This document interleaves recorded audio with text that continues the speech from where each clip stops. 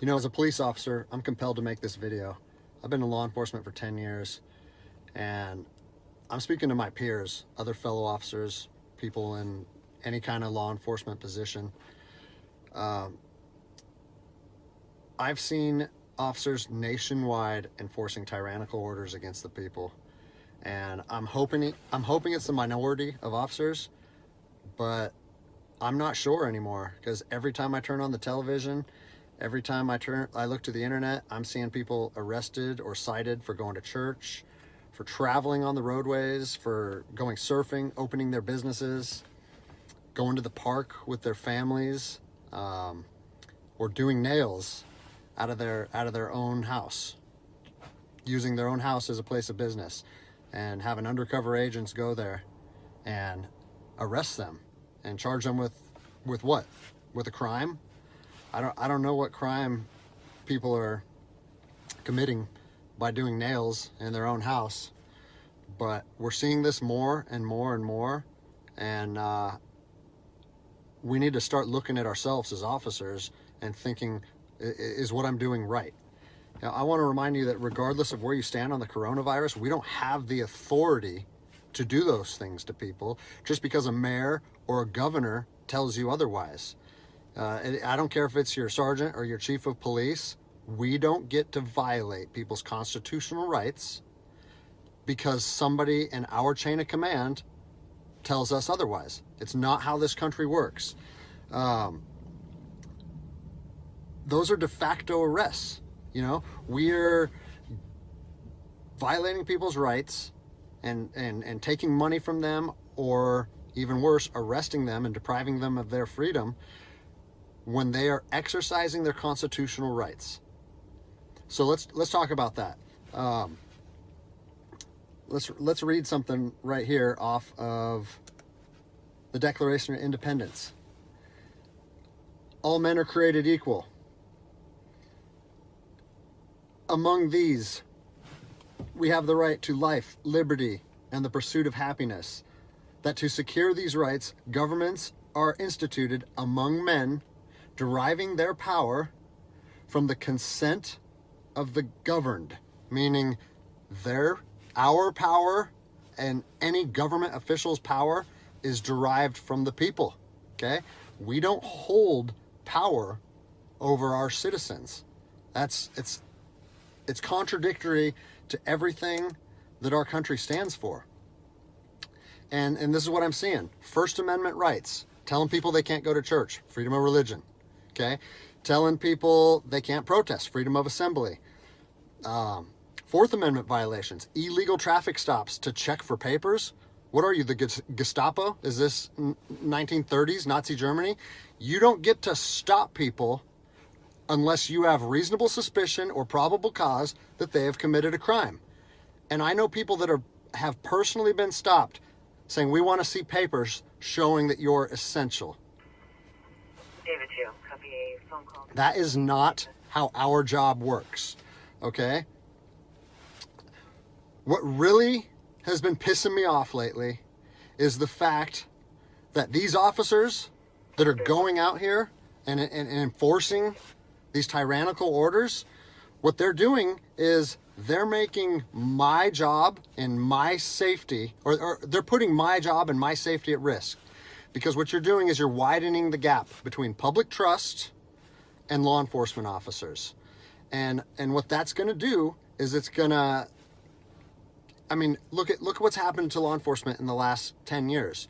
Less and less public trust, and more often than not, that is a result of isolated incidents that get blown out of proportion. Well, they're not isolated anymore. They're happening every single day. And the thing that I want you guys to realize is that our power that we hold as law enforcement officers, it's nothing more than a facade. It's a badge and a gun. And people, you don't realize, if you haven't lived in anarchy, if you haven't seen combat, things can be stripped from people in a heartbeat. And that's what I'm afraid of. I'm afraid that these actions are going to wake a sleeping giant, i.e. the American people, okay? They are going to be put in a position where they won't have their rights trampled anymore. And us as law enforcement officers, we'll have our ability to enforce the law stripped from us in about 10 minutes. Okay? I think what is going to happen if this continues is we're going to see bloodshed in the streets. Okay? I don't want to see bloodshed in the streets on either side of this coin. I don't want to see fellow officers get injured or killed, and I certainly don't want to see citizens get injured or killed. And I promise you, most of you out there doing these tyrannical acts against our citizens, you're not ready for combat. You're not mentally or physically ready for combat in the first place. I promise you, you don't want to go through that, and I hope I never have to go through that again. You don't get to just say, well, I'm doing this because I was told to do so, or I'm following orders, or I need to keep this job. Guess what? I need to keep this job more than anybody. I have 3 young children. I have 2 houses. Like, I have the same sob story that the rest of you guys have. But my personal choices and my living arrangements, no matter what they are, don't allow me to trample on people's rights. And I don't understand why that concept is so hard for people to understand. Listen, you need to stand up for what's right. You need to, if you're part of a department or an agency that is asking people or asking their officers or their deputies to impose on people's rights and infringe on their freedoms, you need to step up and say, no, that's not me. That's not what I signed up for, and that's going against my oath. And if that costs you your job, so be it. At least you'll be able to look at yourself in the mirror at night.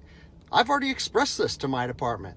And luckily for me, I come from a department that I feel like my chain of command shares my view, but I don't care what department you're part of or what your chain of command thinks. You don't get to trample on people's liberty. And so,